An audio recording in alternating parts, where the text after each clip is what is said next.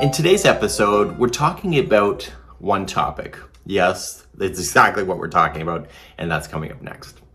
One of the misconceptions when you start something like this, that you think the whole world cares about you. It's nice to believe that, and we want to believe that because humanity is apparently civil, which it's not. But the fact is that people have attention spans of fleas. It's like a flea circus in one day and out the next. You have to learn to stay on topic. And one of the things that I learned early on, and Daniel told me to shut my mouth and just get on with what I need to do, is that you need to stay on topic. So if you're gonna say, I'm gonna teach you about canning jars of strawberries or whatever you do cans with, the fact is that if you start talking about cleaning your house, or you start talking about your dog or your aunt or this or that, you're actually ruining your social media by going off topic. Now, for you, it may be important to maybe give background context for different things, but if you're going to do it, you need to keep it very brief and punchy and to the point. Remember that in the first 3 seconds of anything that you post online, if you don't capture somebody within 3 seconds, you're screwed. And so you have to have that almost like a lure, in the sense that this is what we're going to do today, and are you on board, yes or no? But if you're going to say, this is what we're doing today, and by the way, you're going to go into a 10-minute tangent all about something that has nothing to do with really what you're about to do, you're going to lose subscribers, and you're also going to get people that are going to leave pretty harsh comments, which I think is pretty fair. And I told Daniel, well, people care about me. And he says, they don't care about you. He said, they care about learning. So if you're going to say, I'm going to teach you about a certain stitch of crochet, then why in the hell are you teaching this stitch over here when you actually said that you're going to teach this one? So you have to make sure that you stay on point and you keep it on point. The hardest social media presence to run on anything is when your content is too diverse, where you have this topic, this topic, this topic, and this topic, and somehow you're doing it all within one space. In 2012, I was brought on as the Creative Festival social media director.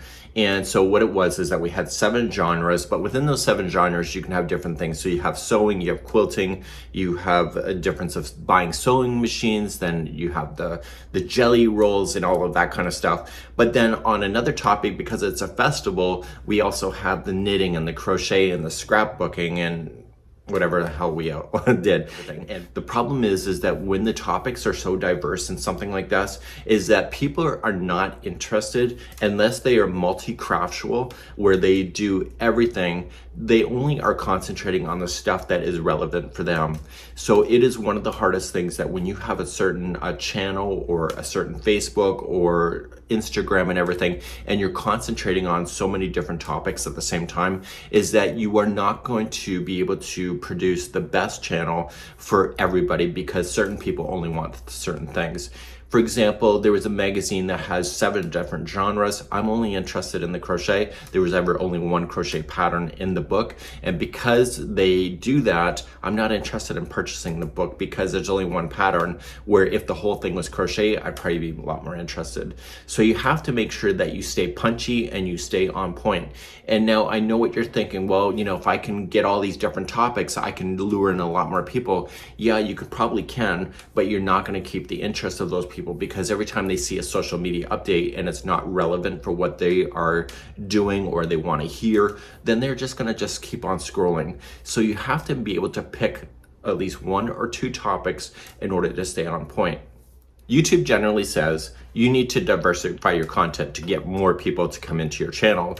The problem when you do that is that, for example, knitting and crochet do not belong in the same space. It's a completely different journey. One is not better than the other, but it's a different skill completely, and the time frames and etc.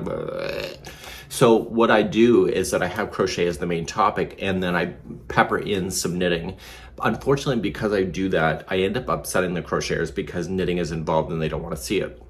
And then also with the knitters, if they decide that they want to join the channel and they keep saying crochet, crochet, crochet, they're going to tune out as well. So you got to make sure, if you are doing, diversifying your content, you have to make sure it makes sense. You do want to bring in a multiple of people in order to do that. Now, slapjack videos and feel-good videos and everything are all pretty cool. Now, a really easy way to cheat the system is to talk about a topic that resonates with people, but you got to be very careful about that as well. And we'll talk about that. So picture this, Sicily 1958. I'm back in, and for those of the younger generation, it's a Golden Girls reference. Back in the old days, when I started this whole journey in 2008, I was going through a significant breakup with my partner, and I decided to video document the whole process of it, and it was awful. I was crying, I was a mess. And I ended up getting an email from a gay guy in Florida with his partner, and he says, by the way, he says, we really care about you, but you need to start keeping this shit offline. He says, as much as it is that we can relate that you're going through a breakup and stuff, we are here primarily for the crochet. And it sounds really harsh when I read that email, but I got really thinking about it. It's like, he says, we don't need to know your personal life because we're not here for that. We are here for a certain topic. And he said, and if you keep whining, so I think I was in 2 months of this, and he says, if you keep whining on how much you have been scorned, then the fact is that we're gonna stop feeling sorry for you because you're not seeing progression of yourself being able to move forward. And I was really thinking about that. I'm like, you know what? It's not such a hard critique after all. And so if you are gonna post stuff like that, and it's a very easy way to get a lot of subscribers when you post the down and the dirty or the doom and gloom, or you do that kind of like clickbait where you say, oh my God, I can't believe she said this. And basically you listen for it and it's like, okay, that's not much at all, but you feel like you're just been ripped off with that. So you have to make sure that when you're talking about a certain topic that resonates with people, is that you don't cheapen out the rest of your content by overinflating that. For myself right now, as of July 2023, I'm going through a hard time. I have been sharing a little bit about it, but I really haven't been sharing a lot of what I've been going through, just peppering it at once in a blue moon to let people know that when they're emailing me for me to do this and this and this and this, is that your host today is actually going through a hard time and just not being able to comply with all the different wishes that people have. So it's great to give people some background of what is happening, but it's also, you need to stay true to your content. Unless you're into therapy, unless your channel is all about doom and gloom or, going through a hard time. Some people document about their cancer experience, which is really empowering. But if that is your topic, then that's relevant for that. And that's why people are there. So you got to make sure that whatever content you chose is that you're not going to take your content into a different direction that is not relevant, because the people that have signed up for this may not be wanting that, if that makes any sense. So I'll leave you with one final thing. Using content, people tell you to like, subscribe, and tell all your friends about the channel, blah, blah, blah. It's one thing I'm totally guilty of not doing. I feel like myself is just, I'm still like the down to earth guy that lives in the village here in Nova Scotia.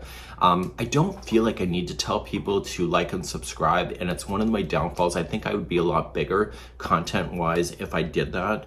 I feel like people are smarter than that, and I also think that the younger generation, the millennials and Gen Z, is also even more aware of when they're being sold to and when they're being picked on, as far as like, you need to like and subscribe. I think people can sniff out somebody that is not being genuine. And so I feel myself, if you like the content, you're automatically going to subscribe yourself, but a gentle reminder once in a while is what I do.